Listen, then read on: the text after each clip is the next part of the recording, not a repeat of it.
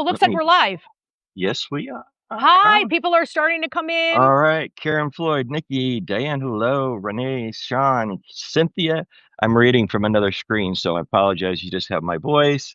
Deborah, hello. Welcome. Judith, hello. Suzanne, Angie, we love you here. Thank you for coming. Josette, I think it is. Josette. Deborah, Margaret Peterson, Laura. I will not try your last name. Janet Knight, Ramona. Joseph, DEO, welcome. Thank you for joining.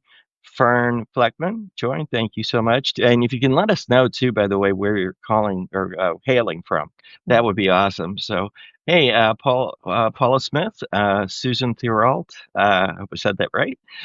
Cynthia Tibbet. Yeah, I get a lot of practice. Unfortunately, in my back in my other work life, I used to have to walk into meetings cold and a lot of times not see people's names. So I'd be like, oh, just make it up and hope that I was right. But hi, Leslie. Hi, Deborah. Fairfax. Yes, I've been there. Great. Angie, hello. Canada. Oh, that's awesome. We got somebody from Canada. Are you in the west or east, Angie, or the middle? Um, DEO, hello, Jersey girl here. Yeah, Jersey, love Jersey. Susan, happy to join you all. Thank you. We're really happy to have you here as well. Uh, it happens to be a pretty decent day outside, and so it's a nice. We're glad that you're able to join us today.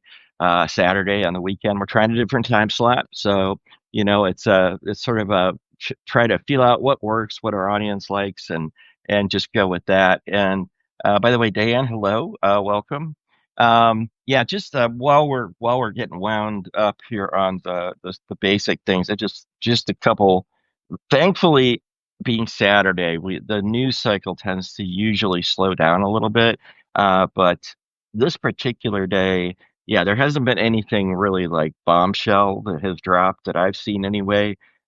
We talked about that government shutdown thing yesterday, and that's going to be going on, and they've got to solve that until before the end of September.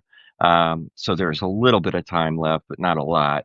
Um, Hopefully you saw my article. I'm just going to do a very quick plug on that. I sent out the article we talked about yesterday.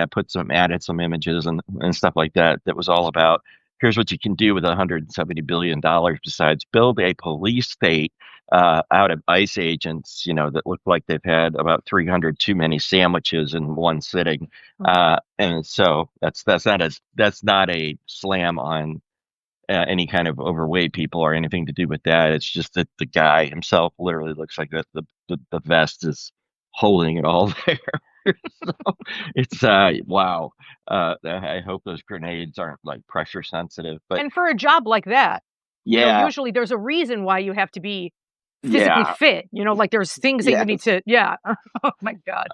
We do know, I do know remember from the headlines though this morning, there's a lot of activity going on in Ukraine in terms of Russia doing kind of a full scale invasion. As you know, Kiev is a city that's the capital city there, and they have relentlessly from the Russian side been attacking that city, and it was sort of off limits, kind of written in the sand type of thing at the very beginning in 2022 that they would not go that far into the Ukrainian republic. But now it's all the gloves are off. Everything is just not copacetic there. It's really, really a sad situation. And more than sad, it angers, I think, me and many other people like me who look at the situation where we told them multiple times that as a democracy we were going to back them up. We convinced them to not arm themselves with nuclear weapons, by the way, by saying, "Hey, we've got your back for all time." If you remember that, Yep. I believe that was the Yep. 1990s, and so they gave up the hopes of doing a Yep. nuclear program. Although they could have from an economic perspective and a skills perspective, they could have pulled that off easily. But they said, "Okay, we believe the United States will stick to its word," and here we are, 2025, not doing that, and that's a tragedy, and I put that squarely on Trump's foreign policy. If you can say he has any kinds of policy of anything, he has opinions more than he has tweets. That's what he has. He has Yeah. tweets.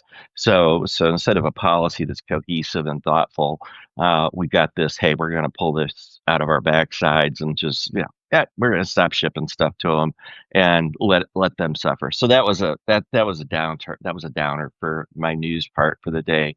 But on the happier side of things, we did. I've been able to get unplugged from some of my digital footprint stuff, like I always ask you guys to do, Yeah. and it was really nice. I got to spend about a half hour. Not my we had a pretty busy day, but at least a half hour. And I'll tell you what, it makes the difference for me. That's why I'm repetitive about it every day in the article. Well, usually anyway, and that's it. Just seems to help, getting away from it. So we were, I mean, and I should before that pause and say, Lisa, did you have any intro words as well? Because I want to make sure Yes. you're so please go Yes, ahead. absolutely. So I Take it away.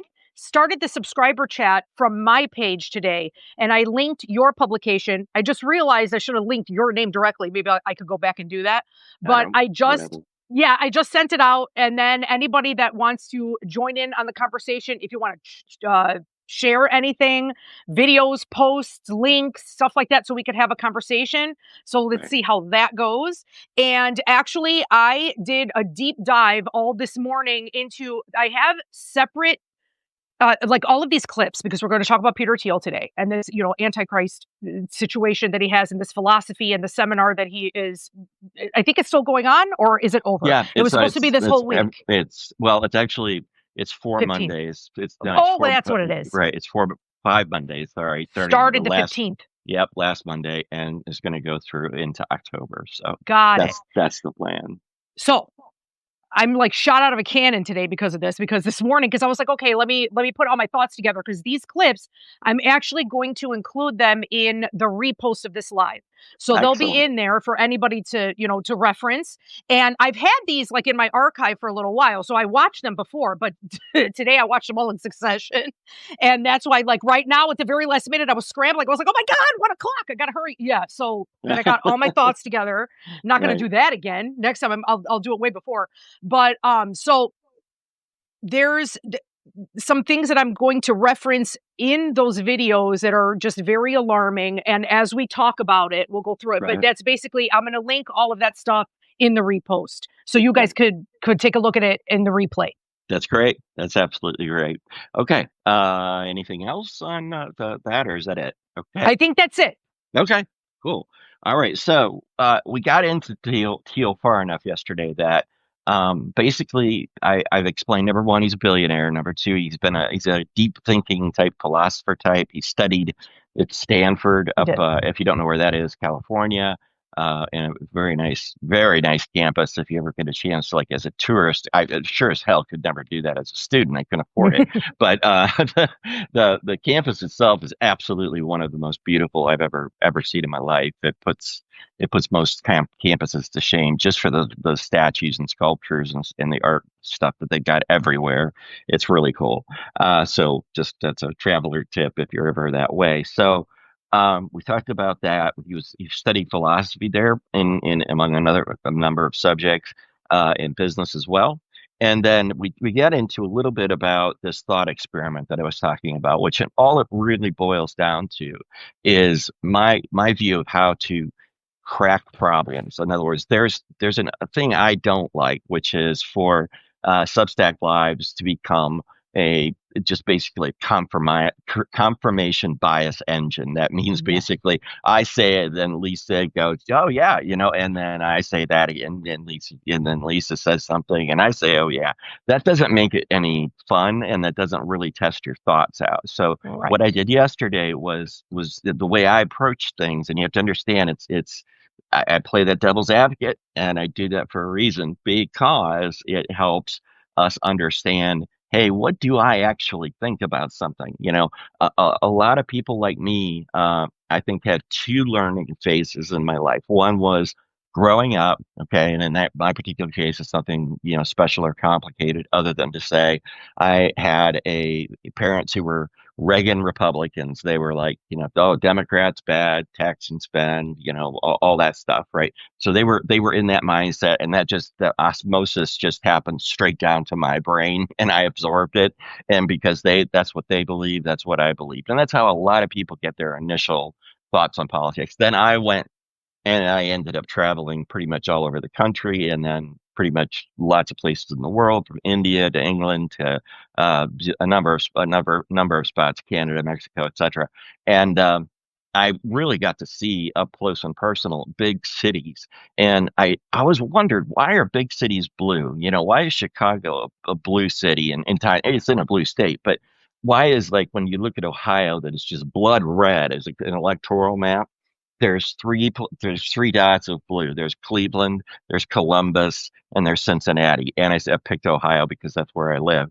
And it's just bizarre. Why would you have that? And it's not because people are just hatched there in a more liberal mindset. What they're faced with in practical day-to-day life in the worlds of liberal thought is, what do we do with these people who are homeless, sick, indigent, don't have anywhere to go?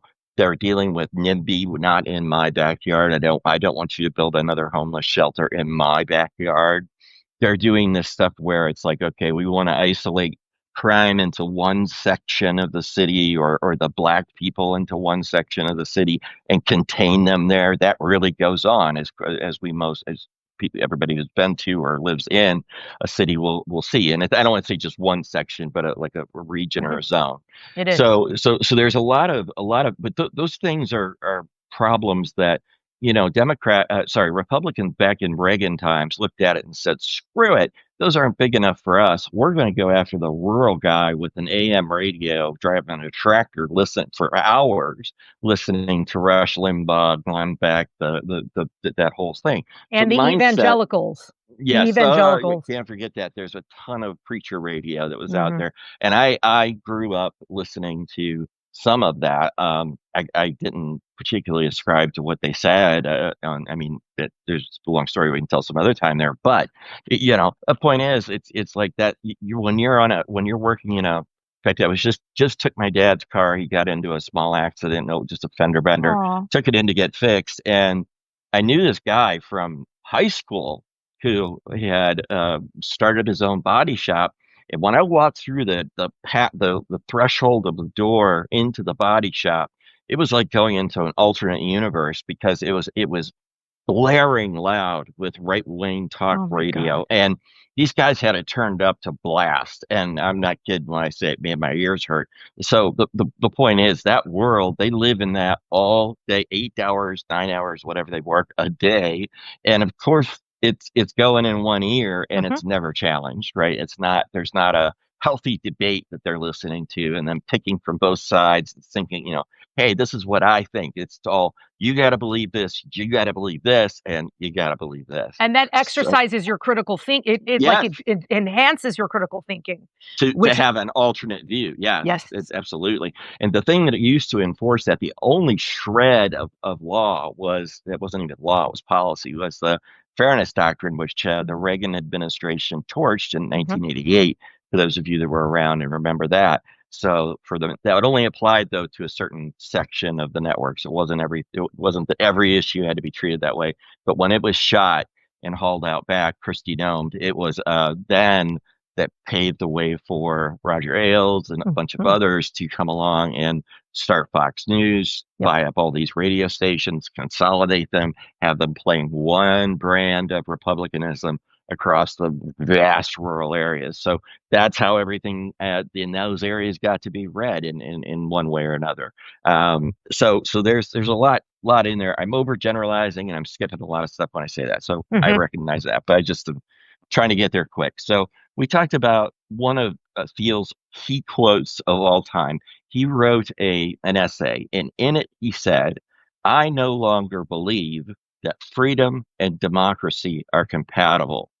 And we talked about that a little bit yesterday, but I want to start there today, because freedom and democracy being incompatible is a big deal to talk about, right? If you go to China and you ask the average person walking around on a street in a mid-sized city, which would be about a 500,000 people there, and say, "Do you think you're basically free?" They would say basically yes. Mhm. The edge case is that the government only really they try to keep things in a very stable way there, but they're anything but free. They don't the number of controls around them is so much like the atmosphere. It's like the air. It's everywhere, and it's in the Sure. ways that their payment systems are controlled, and they don't have a centralized credit scoring system, and they have police state monitoring, and people do disappear.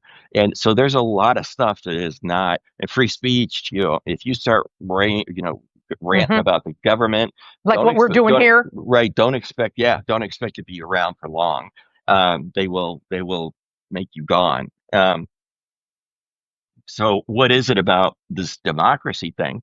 Well, what he was getting at, what most of these guys get at, is the idea that democracy becomes kind of an echo chamber in itself. It becomes this kind of engine that produces groupthink that is not really a challenge of new ideas. It's more a clinging on both sides of the aisle, from Democrats to Republicans, of their plan and their donor base and their money. And it really brings out the marriage between what we call business interest and then governance of the population of the country, which is what the federal government is tasked with doing.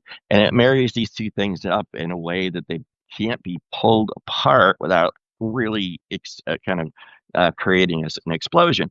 And that's where Thiel's kind of starting with this, is saying that there's democracy. We can have elected officials and elected representatives, but then I wanted to turn it into questions for you guys to think about. So the first one was around economic choice, right? And I'm not going to talk through like I did yesterday, all these. I'm just going to like put them in your ear to think about real quick. How many of you feel truly free to choose your career based purely on passion versus economic necessity? When housing costs consume 30 to 50% of your income due to zoning laws, which, if you think of where you live, that could be a very, very big deal, especially West Coasters. You don't, and you didn't vote for those zoning laws. They're implemented by bureaucrats you can't name. How free are you really? Number two, the innovation constraint. If you invented a breakthrough tech tomorrow, say a more efficient energy source, you had a nuclear battery, right? How many regulatory agencies would you have to get approval from in our government? Right now, an awful lot. How many years of compliance would you have to go through in testing? How many interest groups would have to have veto power to say, no, get that thing out of here. It's too dangerous, right? Even if it had enormous benefits that offset the dangers of it, that innovation would have to go through that process. And then lastly, the taxation question, which we touched on the surface of, which was when you work January through April just to pay your taxes, are you free? I mean, look at what that big, beautiful bill, blah, blah, blah, just slapped in our faces, which is a tax increase for the poor, pretty much keep it the same from the middle, and then you get a lot more back if you're in that upper 10%, and you get a lot more back if you're in the top 1%. So it is, we do work for a number of months if you look at it in aggregate, even though it's spread out over 12. If you take all those taxes at the end of the year and pile them up at the front end, we work months for free for the government. We're giving free labor to them. And then the even part we didn't get to is when you go home, if you have stuff at the grocery store, you go in and buy some food. Yeah, okay, that's probably not taxed. But let's say you have to pick up, some I don't know, home care products or personal care products. Guess what? You pay sales tax on that. So you're paying with money that's already been taxed once, taxing it again. Then you go home and you pay your bills and you pay your property tax for the house that you live in. So you're paying tax on your tax already again. So and if you have to get Mhm. gas on the way home, you're paying your tax on your tax on your tax on your tax, because there's literally federal, state, sometimes local, and then sales tax that go in on fuel. Now that depends on some things between state to state, but the basic gist is there. So that thing is really that. Theo calls it confiscatory taxation. That means I take it out. I don't give you a choice. You have to pay it. It's done. It's a form of partial slavery, he calls it, and it's a partial slavery to the Democratic majority's spending preferences. So we're not telling whoever's in office. That doesn't mean Democrat is the party. I mean democratic process that involves either the Democratic Republicans or the Republican Republicans. Whoever is holding the legislature's purse strings, according to Article 1 of the Constitution. It's a really good thought, right? So the whole idea, his point would be Democratic majorities can vote to confiscate wealth from productive minorities, and that doesn't seem to be fair. These are selling points he's going to be telling you about, right? So, hey, thanks for the other folks that is in there. Susan, I know your comment there, it's discouraging. I agree with you, but I don't think it's a forever and ever type of thing that we're going to have to be in the way we are today.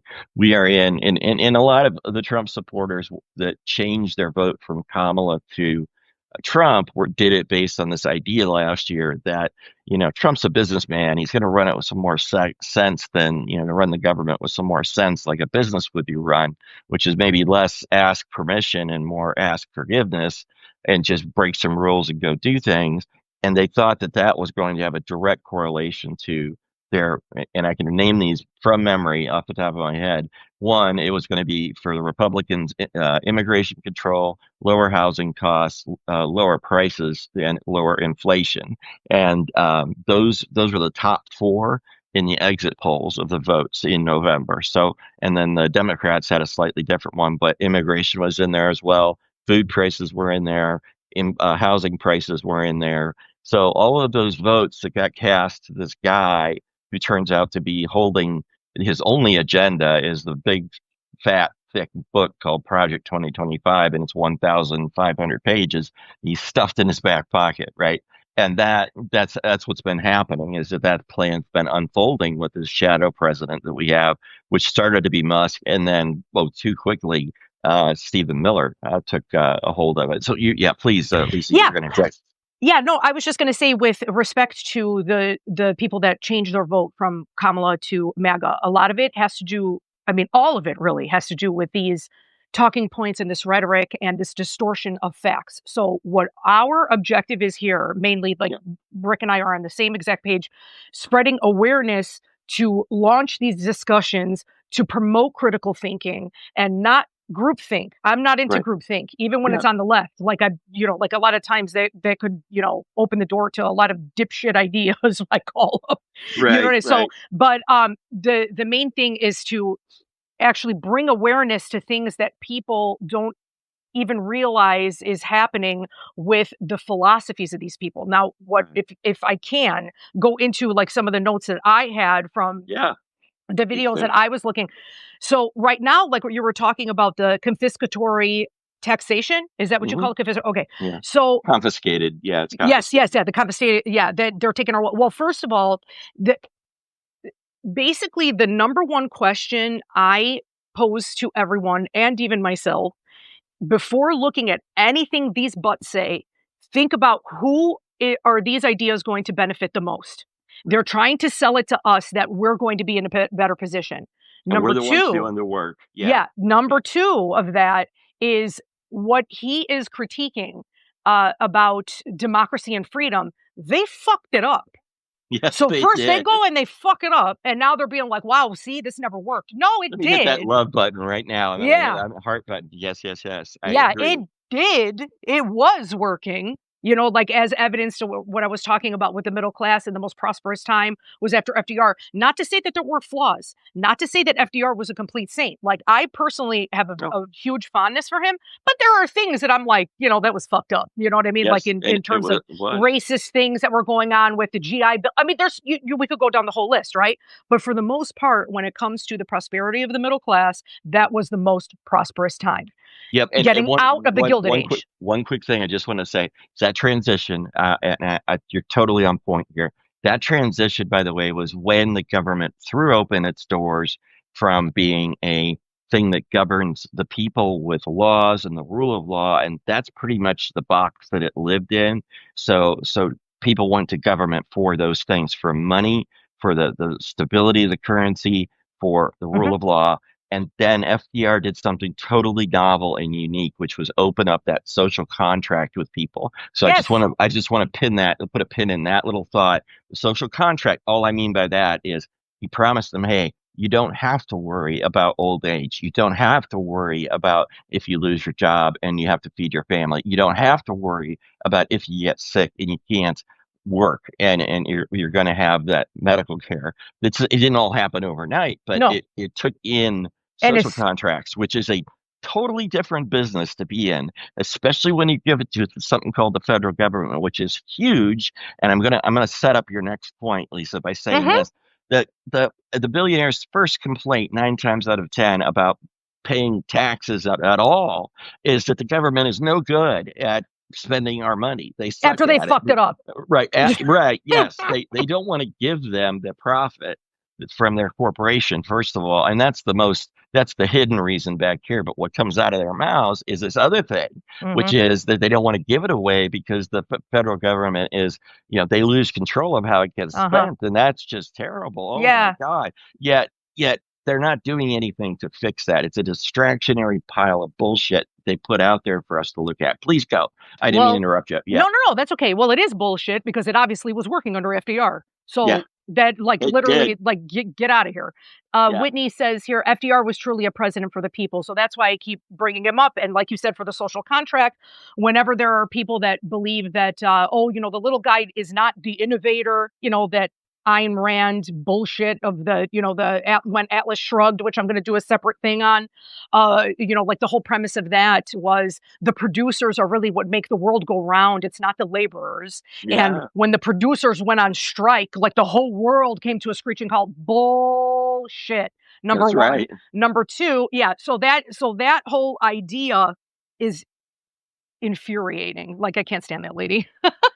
So Yeah, Ayn so Rand. Ayn Rand. I just want to be clear. Yeah, is that who you're yeah. talking about? Yes, Okay. that's exactly what I'm talking about. Okay. So, but the thing is with FDR, the social contract was because some people think like, oh, well, because they're not the innovators and they're not the producers of wealth, that the average little person is not important. But the social contract with FDR, what he was saying to the people essentially was, you're making this whole place go round, Right. and we're going to protect you because Right. and we're going to thank you for the service that you have Yes. brought to our country in building the infrastructure, in being a worker, in Making contributing the to the roads machine, and the making mention. everything. Yeah. And then your old age, you're going to be taken care of. You're not going to be in the street, like you're Right. collecting soup cans. Right. Oh my God. Oh my God. Okay, I got to calm down. All right. So first, Right. Take a breath. It's okay. it's also my Sicilian. Remember, like Yes, I know that. Oh, it, I'm it totally. gets, I could I get got my fired up. Sicilian fire extinguisher right here. I'm just gonna. Yeah, it's Perfect. bright freaking red. So all over you. Perfect. I'll be like, Yes. Let me take a okay. So now I'm just gonna go through like what this whole situation with the videos that I'm going to link later. So a lot of this, the Peter Thiel with this Antichrist seminar, where he follows this philosopher Rene Girard, and I am not completely familiar with him, but apparently he was a social theorist, philosopher of social science. Okay, so I I describe myself as a philosopher. I did take philosophy classes. I certainly didn't go to Stanford, yep. so I'm just like an average person, but I definitely have a philosophical bent. Like Right. you guys could probably tell. Like Right. whenever we're talking about it, like Rick is a huge facts guy. And yeah, of course you got to go with the facts, but that always spurs in me these like theoretical ideas or, counterpoints or whatever, which I Yep. appreciate. And Hey, it real helps quick, with the discourse. I'm gonna be on this Yes. 1 second. I gotta step up off camera. I'll Perfect. come right back. But go Okay, no ahead. problem. Yep. No Go problem. ahead. Mhm. Okay, so this Rene Girard, basically, Thiel follows him, and he has this whole idea that let me see, let me just take a look here. I gotta write a little bit better.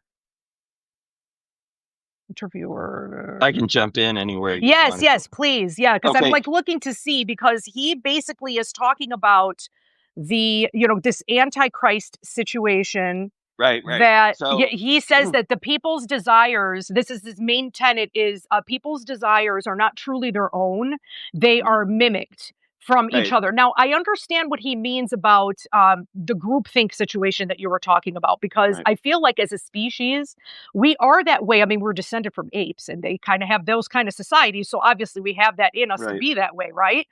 But he is basically framing this as it being a bad thing. Like, what are you trying to say, that people shouldn't have like desires of their own anymore because it doesn't really matter because you're getting them from somebody else?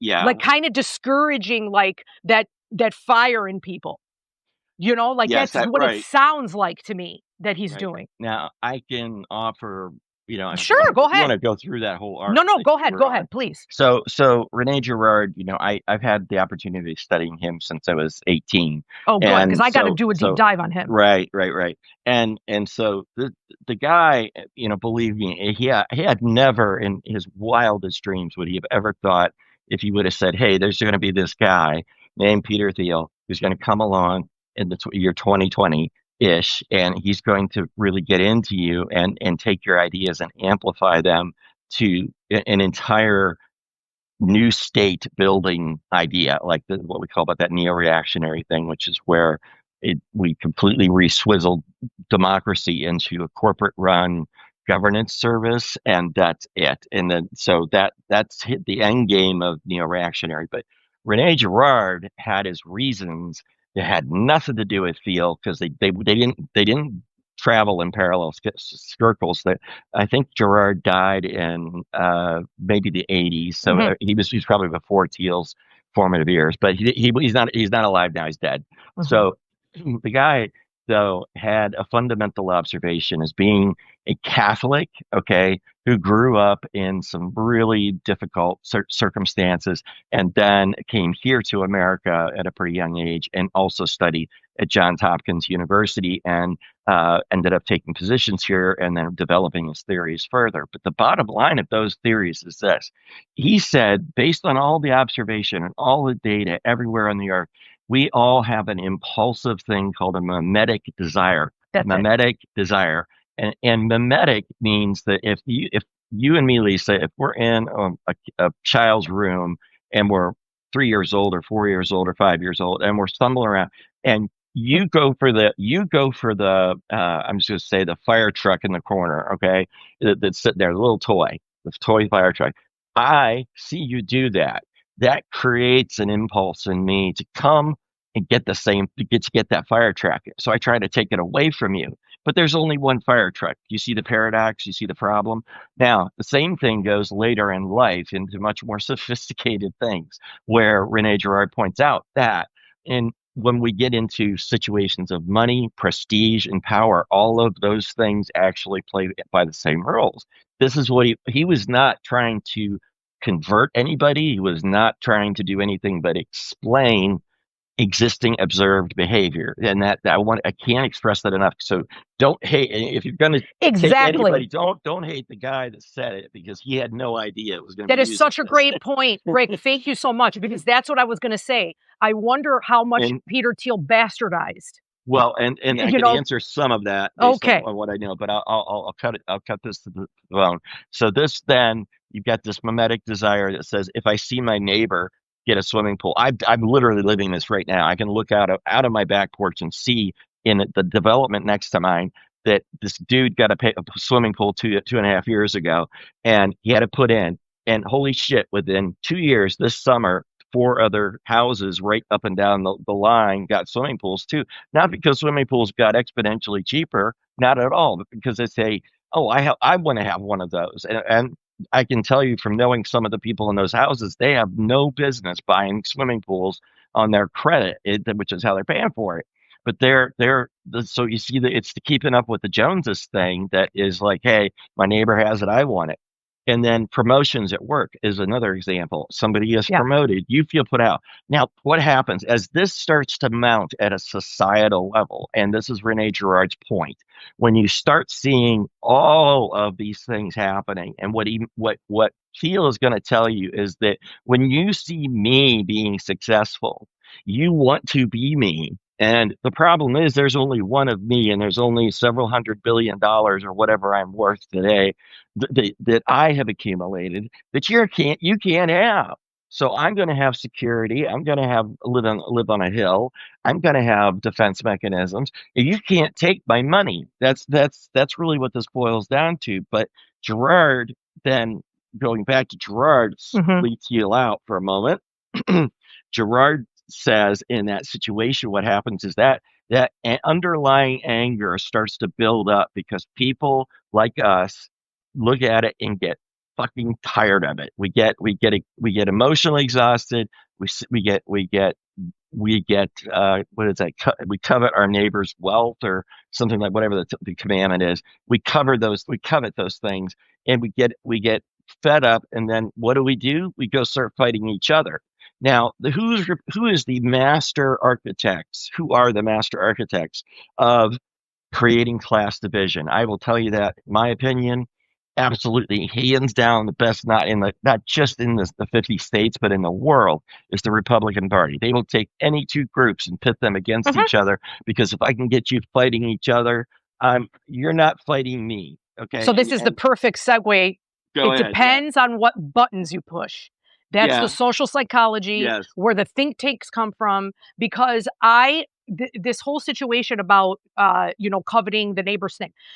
I'm going to bring up Henry Rollins. I just watched a seminar from him, and it was from years ago, where his opinion, I love Henry Rollins. And, but there's things I agree with, there's things that I don't agree with. He was talking about how groups of people actually end up messing things up, and it's the individual alone that actually makes change. I Yeah. don't agree. I think the individual can spark. But the only time anything massive has ever happened in our lives, in the world, with humanity, has been in groups. Mhm. Period. Close the book, put it on the shelf. Like that is when there's been a movement and it hasn't been single-handedly one person. There always had to be the effort of a group. Right. So it depends on what buttons you push. If you keep doing, the psychological divisive things that they've been doing, that is how we're going to respond. But Yes. but going back to the FDR times and my grandfather, the GI generation, they called them the golden generation. What did Yeah. they do? We're still living under their image, by the way, because this is Right. like the world that they built. And look at how long it lasted. They did that as a group. They didn't do that as one person. Good So comment, Wendy. By the yeah, way, sorry. There was a yeah, comment so went by. okay. Yeah. Yeah, so that is the thing that I disagree with in terms of that. Now, I wanna do a deep dive on Renee because he probably is just, like, very interesting, like, he's a social theorist. So Yeah. he like you said, he wasn't trying to convince somebody of, this way or that way. Thiel is trying to do that, and I Right. personally think it's based on bullshit. Bullshit that the number one thing is self-preservation for themselves, Yeah. for the Now, billionaire trying to convince the common man to side with them. so let me just interject one Mm, quick bit so I can get to the core of Rene Girard's yes. thesis here. Okay, so yeah, you have this conflict. You have people fighting each other. Yay! But the question becomes, what happens next? And this is where Rene Girard, who was a Catholic, who was very devout religious person in periods of his life, he looked at the story of Christ and he looked at that Mhm. situation. It was basically there was mimetic desire that fueled the entire interaction when Jesus, if I remember right, places right, went into Nazareth. He was everybody loved him, and then all of a sudden, because he had something they wanted, and they felt like he had the power to give it to them rather than they had the power to Hmm. build it from within themselves. They are all competitively mimetic desiring it. And but then you get into a little bit more complication, which the fact is the Romans looked at it one way, the Jews looked at it another way, Right. and the everybody else's, the Gentiles, looked at it a third way, and they were all competing all over this guy named Jesus Christ. Now, what happened? What happened was the scapegoat function, which is Rene Girard's number two big thing. His That's right. idea is when you get to this boiling point in society, we basically find somebody and we string them up. We lynch them. And we, True. we we we crucify them. We kill them. And then what happens is balance becomes restored again. Social competition stops because there was somebody who was found and proclaimed guilty, punished, and sent out of the community, or worse, killed. That's Girard's total sum of things. He based it off the crucifixion story, but says, you know what? This same pattern you can apply it to just about a bajillion other things that are the same exact thing. And that's an important part of it. So, and what happens? So it's three-phase thing. Phase one, mimetic desire. Phase two, if there's a resolution by a scapegoat that gets the blame. In this case, you can use Jesus Christ if you know Christendom that well. And then Jesus Christ got blamed for it. And then step three, you kill Hmm. him. Hmm. And Hmm. then that releases the tension, and the cycle starts over again on the next thing. And then and this just keeps repeating over and over and over. Now, about the Antichrist thing, that one piece of it, I want to be very clear. Thiel is a very religious guy. He believes in a lot of the mythologies that are within and embedded within religion. And I'm not here to debate whether God is real today at all. I'm not even going to say where I stand. And what I'm going to get at is the point that God is this sort of oversighting power that controls everything to somebody like Gerard and somebody like Thiel. But what has been created and crafted in the stories of the Bible is that there is this Antichrist feature who is the opposite of what Christ is. What the Antichrist is in Thiel's ultimate thesis here, what he's getting up and saying and telling people this month is that you have somebody in the White House who is representing all of the greed. He is selling a story that is laced with bullshit that has all the important elements of truth to it. In other words, he's trying to make you believe that if you believe in him, then you are going to get richer, wealthier, be happier, have a more prosperous life, et cetera, et cetera, et cetera. You just can keep on going on. Are you And saying he's saying this about Trump? yes, he is not Well, for Trump, not anymore. he And by funded the Trump.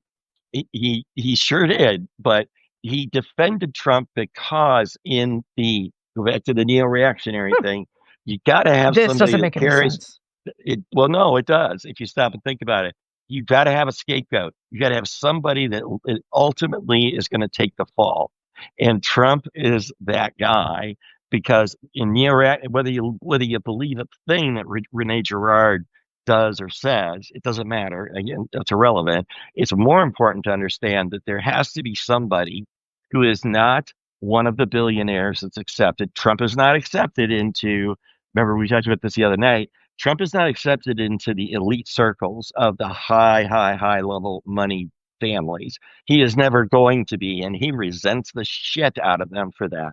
He's not part of what's on the West Coast with the billionaire class of like Andreessen and Musk and I list a bunch of them, and so he has no home, and Yeah. he hates the world for that, and he's punishing us for that by his vindictive nature. You can just look at his own behavior.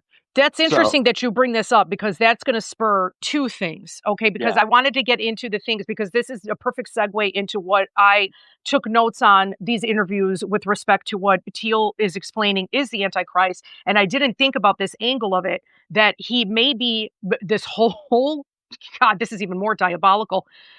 Setting Trump up to be the scapegoat, which is why he funded Vance in order, yes, right? So, and to go back, just to rewind just for a second, when you were talking about, the Gerard and the crucifixion and Jesus and, the scapegoat and everything, that also discounts, in my opinion, but then again, I am not an expert, but I think that there is social evolution that happens with us, and people don't stay stagnant in their evolution. It may take a while for us to evolve to the next, to the next level of our humanity. But I don't know how true it is that we are so primal and base all the time. I'm not sure. I mean, maybe if you would let us loose in a forest, we would go back, to the super primal, like eating each other. But at least at this point, we're definitely not as barbaric as we were like during medieval that's times true. with each other, right? Okay, so that's one thing. Now, just real quick, so I could go through this, and then I want to hear what you say because you know a lot more about this than me, about with respect to Gerard and stuff, right? So I'm going to link this interviewer that his name is Ross Douthat, I think it is. Hmm. And he opened this particular interview asking Teal about his essay, The End of the Future, and it was written for the National Review 14 years ago. It was a conservative magazine. Yeah, So I his know it. argument, I've heard so that. you totally know all this. So the argument is, the fast-paced, dynamic, ever-changing world is really not as dynamic as people thought. And Thiel argues that we have entered a period of technological stagnation. And then I asked, did he forget about the right-wing blockades I talked about yesterday, blocking new advancements? So he says that between 1750 and 1970 was the most velocity that we ever had in terms of technological advancements. I would argue that that happened a little bit later.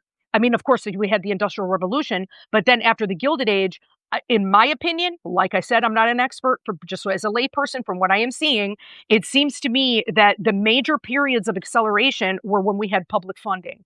Post FDR, like Yes. into the space programs, You're into okay. You're stepping right into the middle of a whole like a thing we got to talk about. But oh, please okay. keep going. I could skip But this part right now. no. Oh, oh, I don't want you to lose your thought. I want you to finish what it was you got were it. going to say. Okay. Absolutely. Sorry. You just got me all wound up for Okay, something. But anyway, good. Okay. so, Yeah. Definitely. Please feel free to jot down. It's been helping yeah. me. Whenever you say something, I write it down so then I remember to bring it up. Yeah. So anyway, so he's talking about the planes, like they culminated into the creation of the Concorde, the Apollo missions. And I was like, and where does this butt think that came from? Like, so from what I understand, like I said, unless somebody else knows something that I don't know and could, put it in the chat and share, that was mostly public funding, not privatization. I mean, I'm sure private companies probably had something to do with it, but it seems to me that there was a robust, public service that was going on during those times when we had these incredibly, um, incredible advancements that he's talking about that he says now have stagnated in 1970. And it's like, and what happened in 1970? Well, we were talking about with Nixon and Reagan when they started to turn everything on its ear with funding to, the government and funneling more and more money up to the rich and more privatization. So it's Right. interesting that he says that because, it's like in essence, his argument solidifies for me that privatization is really the problem. Right. So let's see. Oh, then there's this other thing. It's a short clip that I'm going to add, and it is part of because somebody else clipped it, and they put. And I think this is very important. The clip of this description is the moment Thiel realizes he might be building the kingdom of the Antichrist. So, interviewer points out that Thiel is an investor of AI. He is deeply invested in Palantir, in military technology, surveillance, etc. Interviewer points out when Thiel tells the story of the Antichrist coming to power and using the fear of technological change to impose order on the world, interviewer suggests the Antichrist would be using these tools that Thiel is building. So, and then as the interviewer asked Thiel about the irony that he could accidentally hasten the arrival of the Antichrist himself. So then I write notes on the side after stammering. Thiel claims he doesn't think that is what he's doing. And, the interview acquiesces, to this. And he also had severe cotton mouth at this moment. You'll hear it, like, Yeah. during this interview. I know. And then, yes. And then, so then he actually asked, because Thiel's like, well, I don't think that's what I'm doing. Well, of course, what the hell else is he going to say? So the interviewer says, how do you get to a world convince a world willing to submit to permanent authoritarian rule? So he put him right on the spot. Bang. So of course, Yeah. more stammering. This is when the cotton mouth happens. Yeah. So it's like Thiel asks, is it so preposterous what he describes as a broad account of the stagnation that the entire world has submitted for 50 years to peace and safetyism? So basically he's saying that the stagnation has happened because of peace and safety, because we have traded peace and safety for technological advancement, when I'm arguing that it was the removal of public service and the propping up of privatization for their own benefit, which are trying to convince us to switch to make even more for their benefit. That's what this sounds like to me. Right. So then let's see. Yeah. So because he says the Antichrist is trying to convince people to follow them because of peace and safety. My view of the Antichrist, which has always been, is deception. He's the great deceiver. He is the deceiver of the people. So this, to me, he is the living embodiment of the Antichrist. If what I am proposing is true, what his whole thing, what he's trying to pull the wool over everybody's eyes. And the last thing I'm going to say on this point is the comment on that short clip, the first one. It says, because the title of it, the moment Thiel realizes that he's building, he's the Antichrist, the comment says it's not that he realized he is building it. It's that he's realizing you are realizing it. Yeah. And that's what we're here for. Mm-hmm. So, let me clear my throat. But the first response I have has to do with what was going on in a bigger sense that is transcendent of FDR himself in as just even the president in that time.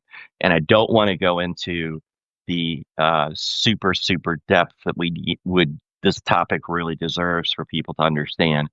But what I'm going to say to you is this, and I notice my video is getting choppy, so I apologize if I'm getting choppy, but hopefully, is my audio okay, Lisa? Can you hear me okay? Yeah. Okay. Not to me, Okay. really. Okay. All right. But anyway, the Second World War created some really bizarro economic conditions, and out of that came, as it usually does, when there's a crisis, certain things happen. When we were at threat of genuinely losing losing a lot more lives to the Japanese fighting and to the European theater in World War II, we came up with the atomic bomb that settled that problem, but created a whole bunch of other ones, right? So there's always a response that happens when people are put under intense pressure to do something. And so what came out of the end of World War II were these two guys. One lived in Switzerland, and the other, I think, eventually he was more from England and tried to influence things in England, and then he moved over here. But I'm going to talk about two guys who most people probably have never heard of, and it's part of a larger thing we should talk about, which are the four guys who were all bankers, and they were the four guys who really set most of the economic decisions that have landed us here today into motion. Okay, the two guys for this particular story are just their last names are Keynes, and the other one is Hayek. And if you look at Keyens, and there is what is called Keynesian. Keynesian, Yeah. Keynesian or Keynesian economics, which they have opposite sort of ways of looking at the world. In Hayek's world, the market should be totally independent of the government and should be totally self-correcting. Now, Thiel believes in this. He is a firm Of Hayek course. guy. Okay. Over here on the other side, well, actually, no. So let me come back to that. The Keynesian world is different. That's where the government is involved at the monetary level. So they print the money. They control. They monitor crime on the stock Yeah. market. Regulation. The SEC. They do all this stuff. But most importantly is when the country goes to hell in a handbasket due to disasters that are created out of the mistakes that the oligarchs make, the government bails them out. And what have we had? What have we had over and over and over again? Government fucking bailouts. But did they really trickle down to us? No. Nobody went to prison, not one fucking person. Yet there was an entire cadre of people who could have been prosecuted, and sent to prison for years and years and years if the law had been followed and the prosecutions would have taken place for the '07 thing. But instead, we turned on the fire hose and printed a shit ton of money. We did the same thing in 2021, 2022, and less in 2023, where we fire hose the world, okay, with cash, because we follow fundamentally the Keynesian look of how monetary policy works. These were two competing geniuses that were each trying to sell their point. And in Europe, some countries went Keynesian, and some people went Hayek, right? Because there were different feelings about it in terms of what would happen. And what happened for England was there was a gigantic economic slowdown that occurred that England has never totally recovered from, because they followed the Keynesian way of operating government. It did not play the same way out here because of the complexities of what we did. We were already an economic powerhouse, and we were already full of natural resources, full of people who were looking for jobs. We opened our doors to immigration. We did all this stuff that was pro Keynesian so that when we interfered with the stock market at the government level and either printed more money or we Mm. gave it the treatment of saying, we need to do this as a nation, a big program, whether it's a space program, or before that it was railroad building out, and before that, after that, it was factory builds. And I could just go on and on with every major thing that we've done. The government's been involved in it, and I want to make sure that we understand that. So we live in a Keynesian world of financial operation. Now, the reason I bring all that up seems all way off topic from Teal, but it's not. So Mhm. let me snap it all together in one hopefully short paragraph.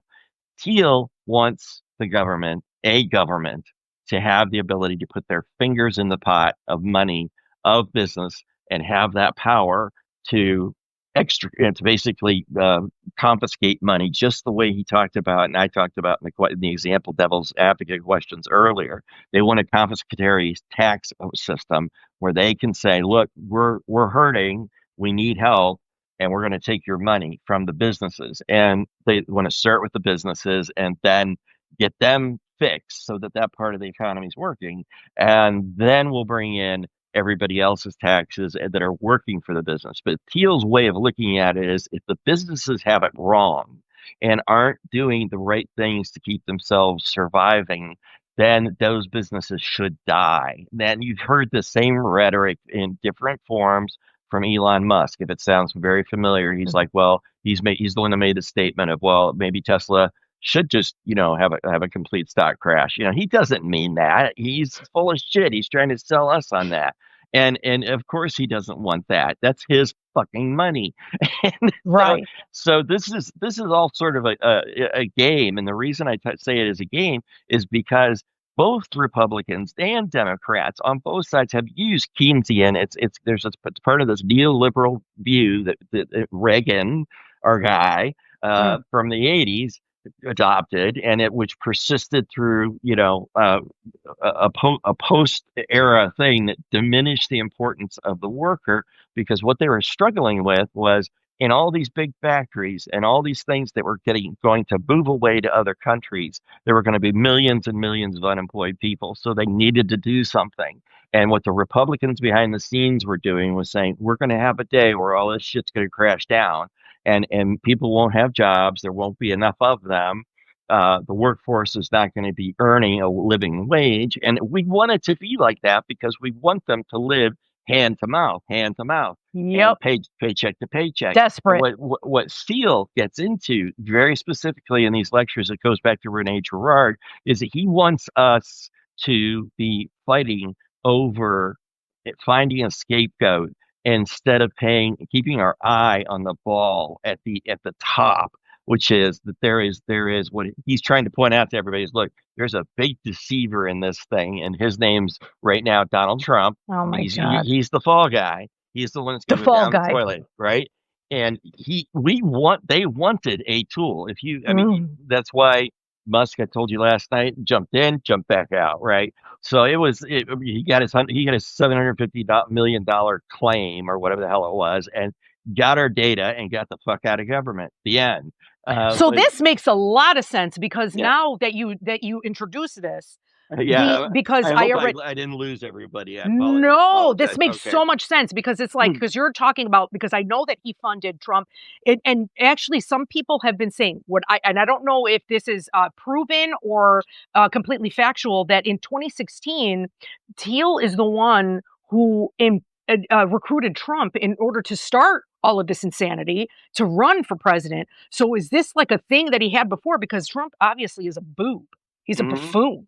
You know what Yeah, I he mean? is. Like how, and it's something that he could definitely, that he would be somebody that would be able to be controlled because of his narcissism and because, you Yes. know what I mean? Like he would be able to do all of this. And then you got Vance over here waiting in the wings. And that is the entire plan, that they want him to step in to actually realize these plans. So actually him being the scapegoat is makes so much sense. However, the great deceiver that he is trying to pin on Trump is Teal himself is the great deceiver. Yes. Yeah, So he's exactly. actually the It's antichrist. it's a multi-layer strategy, right? So Yeah.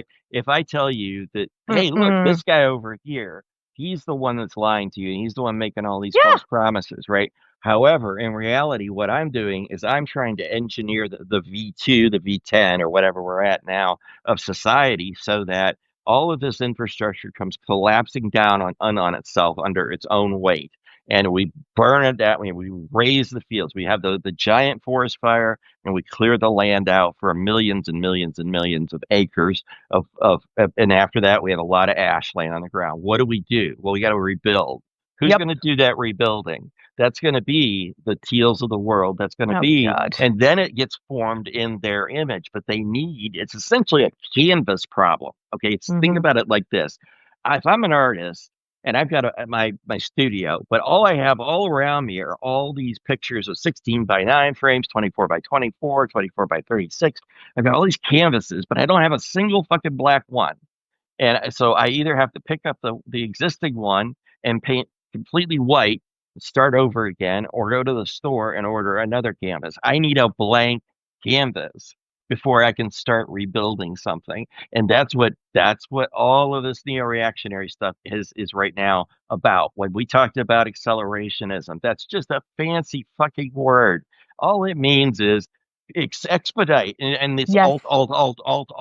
alt right shit that Tyler Robinson Yeah. got his head into, and they're trying to pin on the Democrats. While we're all sitting here fighting about that, they're all Yep. sitting back, they're having a beer, laughing their asses off at us because it's like they think, oh, you dumb fucked. Charlie Kirk was a nobody. We don't give a shit Exactly. about him. He's gonna occupy your attention. We just needed a tactical distraction.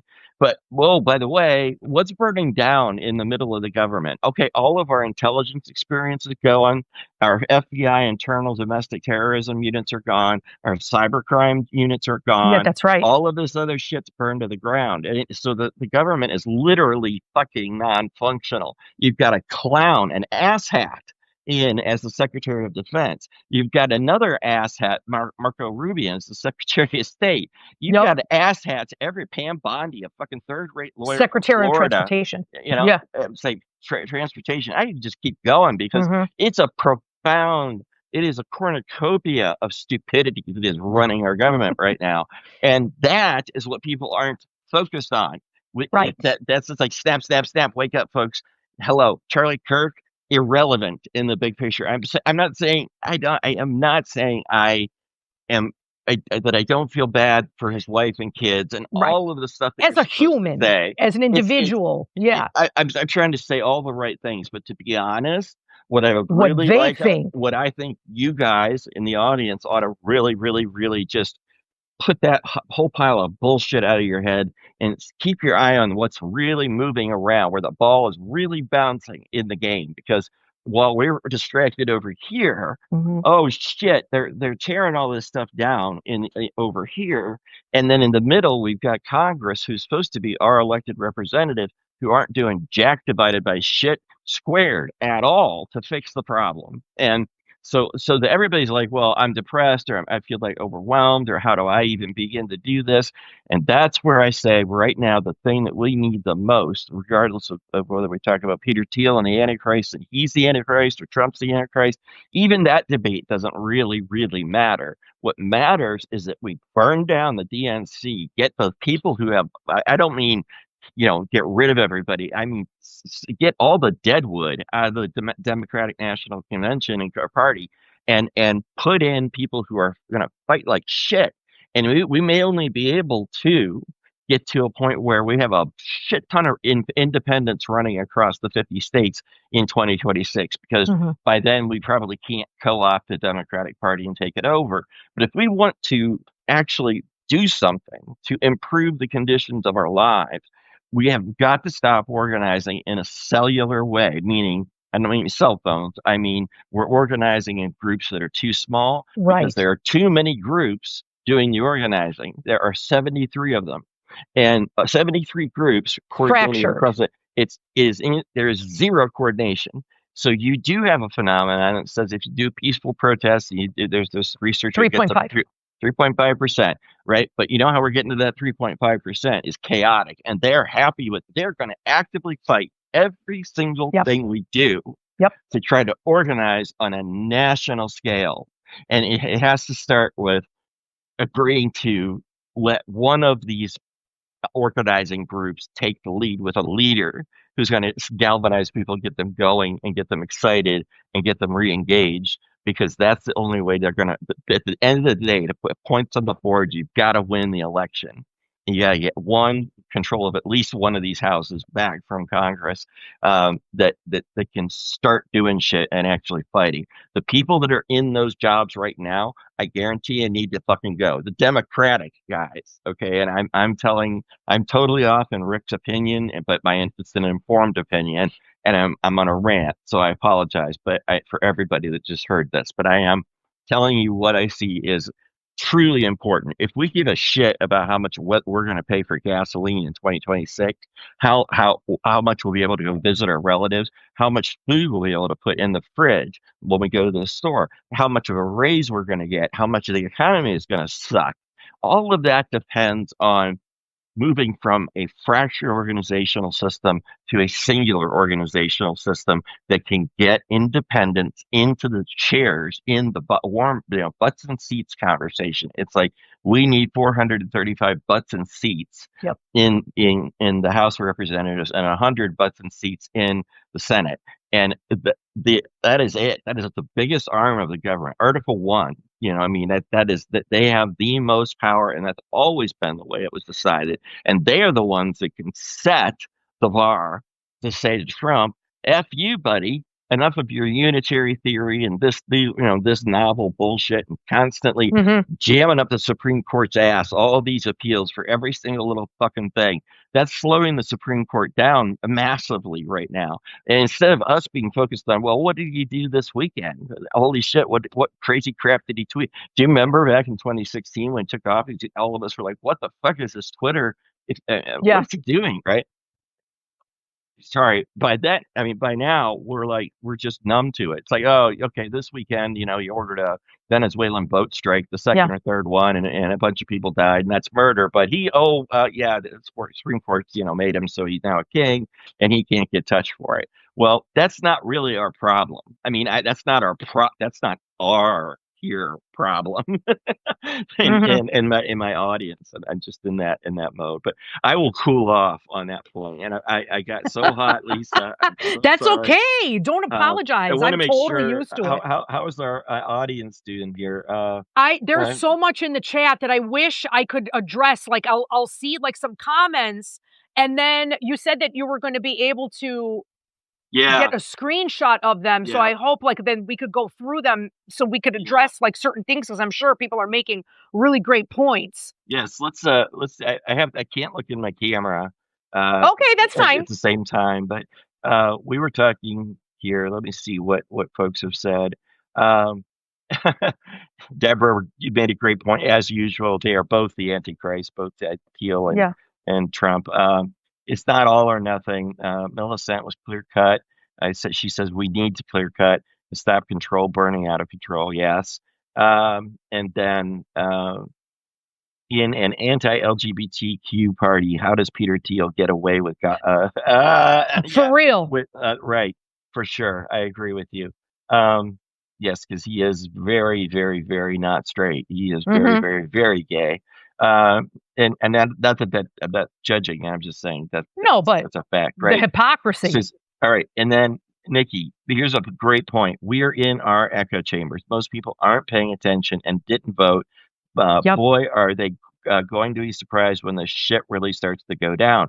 And Nikki, you are so powerfully on point, because this, by the way, the reason Lisa and I are doing this, there's several reasons, but one of the biggest is so that I first, and then as Lisa comes to as we learn to separate our areas of specialties inside of this podcast, I want to have another box on this screen and have us talking to a conservative. I want to have us talking to people that are worried about whether they're going to get their job is going to go away.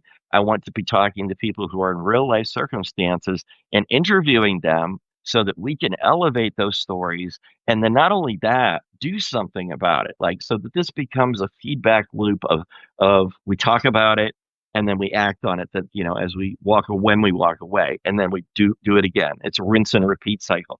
And right Mhm. now, I'm telling you that Bernie Sanders and AOC's, I love them. Jasmine Crockett, I love Yeah, her. me too. Uh, Pritzker, Love I Jasmine. love him.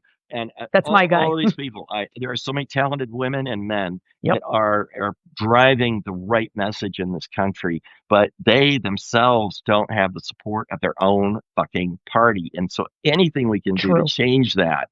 I mean, Ken Martin, yeah, he put out finally, after being harassed into it, he put out a strong message of, well, we condemn this shit and stop, people pointing fingers at the Democratic Party because we're great, blah, blah, blah. No, dude, you've been in your job since fucking end of January and you haven't done shit.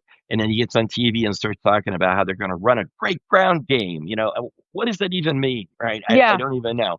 But my point is, there has to be co-opting of the leadership that goes, okay, no, we're going to buy a shit ton of cable news stations. We're going to spin up our own messaging machine that's just as powerful as the Democrats. The Republicans, and we're going to do what needed to be done 30, 40, 50 years ago.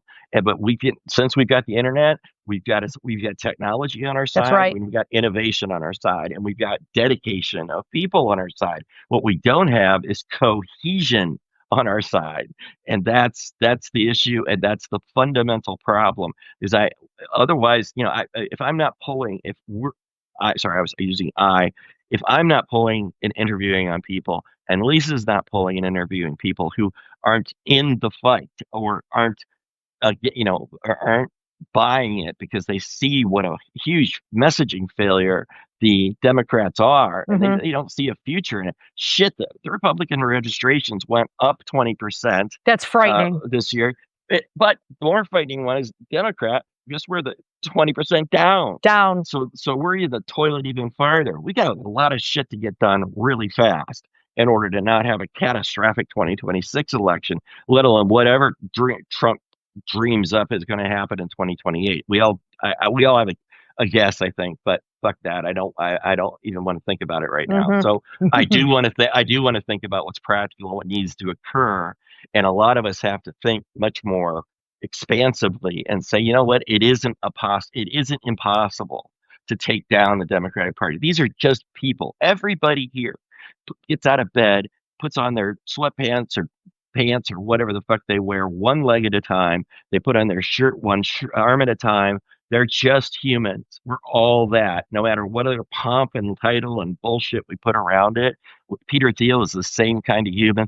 He is just as fallible to, somebody hitting him over the shoulder with or pricking him with a sharp blade or something like that. Whatever. I'm not suggesting that. That's what I'm trying to tone that down. He's But a what I'm trying to person. He's Yeah. a person, right? Yes. It's just that. It's not too complicated. And if so I'll slow down, and that's where I'm saying, I really, really think, wow, we gotta get this going and work together on it. So out of all that, I want you to talk more about we've got so much we didn't get into about Teal. I do want to have it because we want to talk about it. And I went down a rabbit hole. I took the bait and I went in there and I landed there. So I'm so sorry, Lee. I apologize to you, Lisa, and the Oh, that's audience. okay. And the Because audience. I love one you of guys yeah, for no. tolerating me. We So love you too, Rick. I yeah, mean, well, like I could already tell, like by the feedback that we're getting from people, they love like all of the information that you come out with. And for me personally, in this particular live stream that we did today, whether I realized it yet, I didn't realize it yet. I mean, like I keep saying, it really makes sense to me that Teal himself is setting Trump up as the scapegoat. And in closing, just, with the Teal situation, another clip that I'm going to add in the replay post, and I know you've seen this, and I'm sure probably many people in our chat have seen this particular interview, or maybe it was a speaking engagement. It looked like, and it was in 2010. It was at oh yeah, here it is. He was at a libertarian conference, yeah, yeah, and so basically the main premise of like what he was trying to convey, his message, that their side can never win, an Mhm. election because they are in such a small minority with their ideas, but perhaps they could unilaterally change the world with technology Yeah, without having to constantly beg people to agree with them and to that's try to right. convince people to, even though that's what they're trying to do right now, but the manipulation with Palantir, with surveillance, with all of this stuff that they're doing, that according, the way that you just did, introduce this idea that he is scapegoating Trump, and he is behind all of this technology, Palantir surveillance, Mhm. and but Trump is going to sell it as safety, and Yes, he's scapegoating Trump, saying, "Look at him, the Antichrist, that's telling you to follow him because of safety," when right, he was behind the whole damn thing.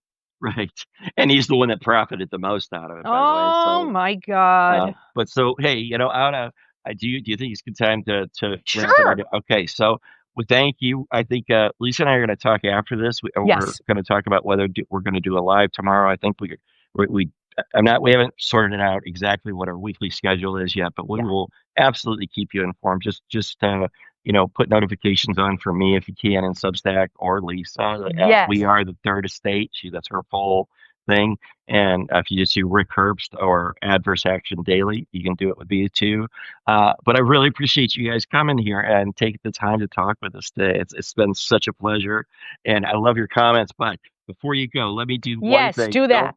Don't leave yet, okay? Because I gotta grab the comments where they Okay. just magically disappear. Oh, I'll it's take a this it's opportunity for my closing, yeah.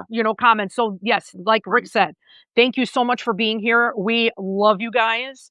I am loving all of the interaction, all of the comments. I can't wait to see them after he does the screenshot. Like I said, I have the subscriber chat that I just started before we hopped onto the live. So please interact with me there, and then we're gonna figure out like how to do a joint thing. But I'll invite Rick to it so then he could also be, chiming in as well, and we could share things with each other and talk aside from the live streams. But yes, look out for the replay. So, because I'm going to put all of those clips in that I referenced today, if you want to do a deep dive. Oh my God, there's so much there. Yeah. You might have I to like take a break between them, but it's like when you're listening to this We'll stuff, you're get like, through "Oh it. my God, are you kidding me?" Yes, Yeah. we'll get through it. Exactly. So that's the thing. Like we just have to, you know, take a break here and there, but for the most part, this is really important. We need cohesion, like Rick said. That is the number one thing. A lot of us are on here doing, and I'm very happy to see it, especially on Substack. A lot of people are starting their own groups, their own live streams, their own Yes. themes and brands, but we do need to all, start coming together Yeah. and making a bigger impact. Right, right, for sure. Okay, well, hey, with that said, I think that's a good note to end on. Thank you very much, Yes. Lisa. Thank you, everybody. Thank you, We will Rick. be in touch here soon. Take care. Bye now. Okay, bye, you guys. See you soon.